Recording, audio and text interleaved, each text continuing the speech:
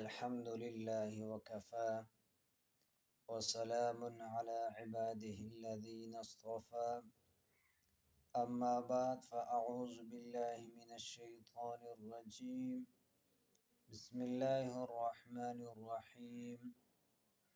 میرے دوستو، اگر کسی کی اولاد نافرمان ہو تو ہر نماز کے بعد یہ آیت کریمہ کو پڑھا کرے اور ذریتی کی جگہ اپنے بچے کا نام ذہن میں رکھے۔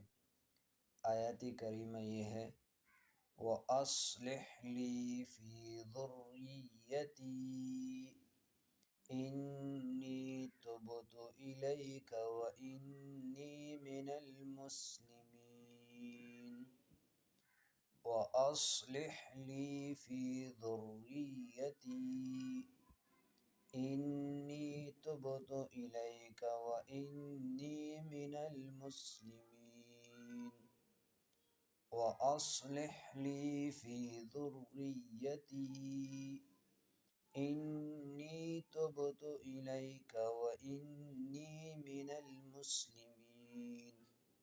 ترجمہ: وَأَصْلِحْ لِي، اور دے مجھ کو نیک، فی ذریتی، اولاد میری، انی تبت، میں نے توبہ کی، الیک، تیری طرف، وانی من المسلمین، اور میں ہوں